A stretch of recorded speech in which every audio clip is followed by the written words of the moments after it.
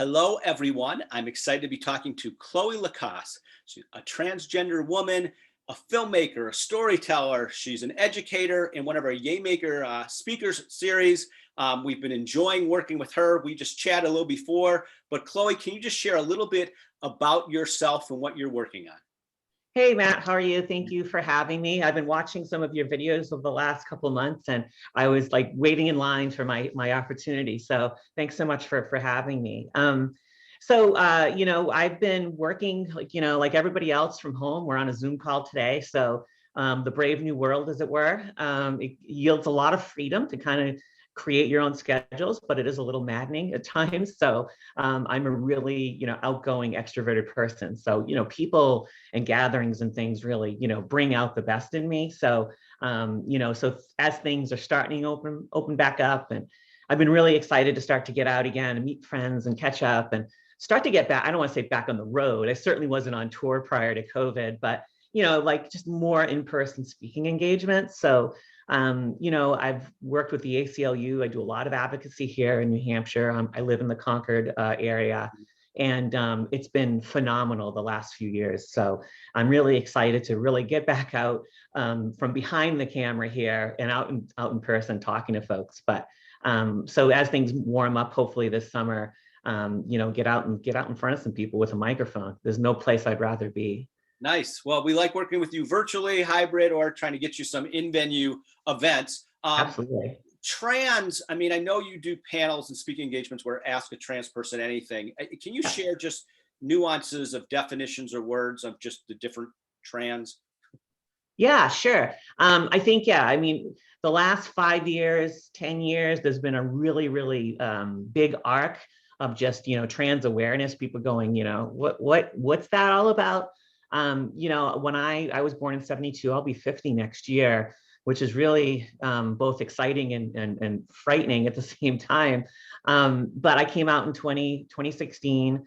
Really, I always use the phrase, if you've seen the movie The Sixth Sense, we find out at the end of the movie, I was one who bought in, he was dead. And people are like, oh my God, it blew their mind. So for me, even though there had been a long life lived of all of these pieces of popcorn, I never put it together until I really, in early 2016, had a series of really emotional upheaval in my life. And that kind of put me at a place where I was, experimenting. I opened the closet door quite literally and started experimenting with things that I had never done. And so here I found myself like Bruce Willis. Oh my God, I'm alive, I'm trans. And that birth, so to speak, put me right in the middle of a non-discrimination campaign that was going on here in New Hampshire. And my community and my friends base and just my language and my understanding of what being trans meant in the community at large, it grew exponentially so quickly. So out on the trail, one of the things we did was these Ask a Trans Person Anything panels, and they were wonderful tools to help folks understand that being trans is no different than being cisgender. Quick side notes, transgender and cisgender, those are prefixes, trans and cis, Latin prefixes that have been in biology and medicine for years. And I know some people get a little fuzzy with those. But yeah, being transgender is basically being, not cisgender. Being cisgender is basically having your identity aligned with your body, and being trans, it's a little bit different. And of course, there's the spectrum. So there's non-binary folks, there's trans-masculine and trans-feminine like myself. So it's a big bite for some folks to understand the different terms like non-binary. What does that mean? I think those panels and talks that I'm able to have with folks that are a little bit more in depth, folks get an opportunity to ask, what is this? How does this work for you? If you're a trans woman, does that mean you like men? In some cases, yes. In other cases, no. Our sexual identity is separate from our person. So people have said, my sexual identity is who I go to bed with. My identity is who I go to bed as, right? So I think that's a great way to sort of bifurcate your sexuality from your person. It's not as, things are a lot more gray, or I guess in this case, a rainbow than we know, certainly than I knew. I was really, what's the word? not super up to speed on the LGBT community prior to coming out, and shame on me. But once I understood more about myself, it just, things changed dramatically in my life. And to say I came out of a shell is an understatement, to say the least. Well, speaking of that, I mean, hear you change in your 40s. My Yeah. understanding, I listened to you speak. I mean, you described yourself as an alpha male doing construction. Can you share your circle of friends and family, colleagues? I was curious, like, what percent were supportive of you, were negative, or neutral? Sure. So I worked in construction. I did HVAC, big commercial, like ductwork, stuff. Something, you work up in a sports arena and you see those massive pieces of ductwork that bring AC. That was my job, installing that stuff. And a lot of cowboys out in the construction field, and being born and raised in Massachusetts. Irish Catholic, I just kind of, went into the trades in my early 20s. And so there I was for the bulk of my life. And, if there's a very certain cadence in language in the boys club, not always good.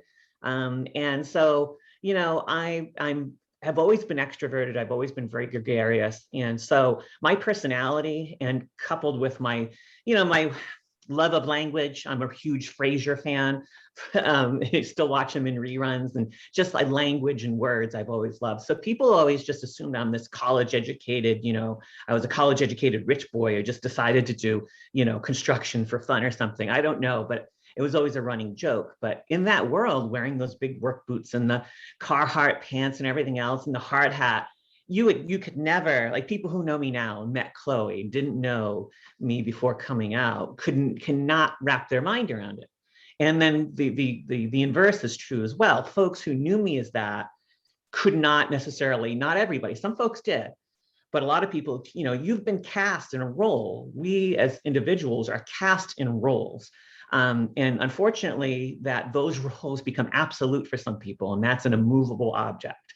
So for me, when I came out, I left construction. I knew that I didn't want to do it anymore. I knew that I didn't want to deal with the ribbing and the teasing and, stuff that I had partaked in with other folks over the years. And I was really, really good with the banter and the one-upsmanship. And, I caught the bigger. But this instance, I knew I didn't want to do it. I was like, that's it. I got to walk away from this. So in the construction world, nobody knows until they see this video, if anybody has LinkedIn, and go, oh my God. So I walked away from that. Nobody knew. I really walked into the world of advocacy. So like my circle of friends in my world is just Chloe. Nobody knew who he was. So that's been really, really, it's bittersweet, I think, at times, because there's some folks from the old world I'd like to bring along, but some old school friends, they know, some are okay with it, some are not. In my family circle, my mom and my stepdad were incredible. My stepdad unfortunately passed away last year, but my dad, unfortunately, my stepmom, not as incredible. So it's really been a mixed bag. Like, all my sisters are, are totally supportive, but my uncles aren't. It's interesting that it's really been more of a struggle for the men, in that, I was born in the early 70s, and a lot of my uncles are all in their 70s now, happens to be, but, and they're Southern Mass folks, and they're like, hey, wait, hey, like Italian, Portuguese, and, the concept of femininity being, presented by me, somebody they cast in this role, was really, really something that a pill they couldn't swallow. So hopefully, things turn around, but yeah, it's been a mixed bag. And I think for a lot of folks, certainly midlifers, it's a more difficult transition for the family as well as for the individual. But I wouldn't change anything for the world. So Wow. Well, thanks for sharing all that. Any misconceptions or things that you think public should know about transgenders? Transgender folks are in a lot of cases misunderstood, because unfortunately there is, the media being what it is today, and anybody, Maureen in Kansas and Rick in Philadelphia can create a blog and start writing and sharing and posting a lot of really egregious false information. And folks out online, you don't know what's good and what's bad. And that's really the arc of our society right now as a whole. So it's really incumbent upon folks who are allies to the trans community and the LGBT community as a whole, as well as folks in the community like myself, if we're willing, and I am, to really, hold that flag out and be, loud and proud, and tell it how it is. And in that sense, I'm no different than I was before, except I'm wearing a different outfit. I wear my hair differently. I get to wear lipstick now, things that I was forbidden from doing. And I think that's a really important word, forbidden. I was excluded from these types of things. These are not yours. And I think more than anything, my coming out has shown me that the universe wasn't so small, and that the world that I had been taught wasn't. And that I can see the stars in the sky like I never could see them before, because I'm finally able to be me unapologetically. And some people don't like that. So it's really important for folks to know that we are no different. We're just being ourselves. And if being ourselves and being a little bit different brings us joy, we're going to bring joy to any room we walk into. And I always encourage people to just, take a deep breath and just listen. Whether it be at those panels or just in general. And if I can be somebody walks into the coffee shop, or, like I still go to Home Depot, I still do some carpentry stuff and whatnot on the side. And, and just see me and identify me as trans, and go, wow, that trans chick comes into the coffee shop every day and she's so funny and blah, blah, blah. And I end up becoming this person who, for another person, they use me as an example to defend somebody else, you know what I mean, in the future. So it's like things, I don't want to say it's like a pay it forward, but it's really like that living well, definitely influences others. So. All right. I know you talk to groups and companies about being your authentic self, and you lean into that.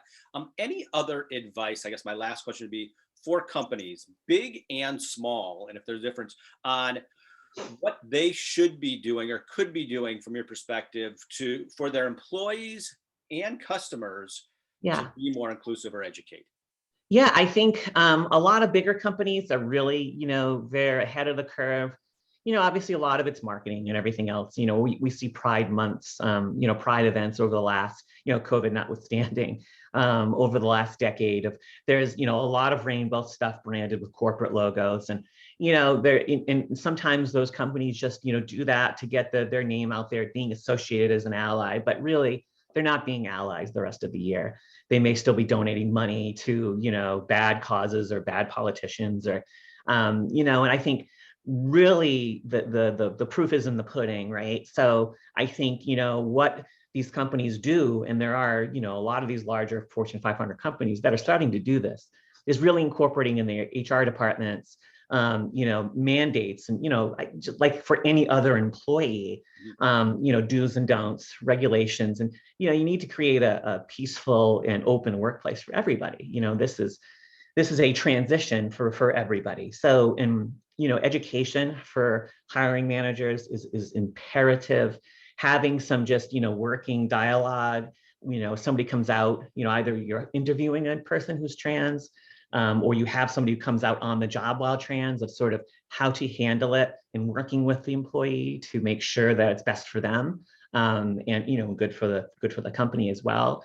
And I think when we do that, we really, it feels like we're going in slow motion sometimes, but I think just getting folks onboarded to, the definitions and sort of, sure, this person you knew for several years, they're going to be wearing different outfits, but their intellect is still the same, their humor, their quality at their job is still the same. So let's all help that person, move forward, with the company. So I think just, taking the initiative to not just say we're allied, but to actually do the work thereof. So.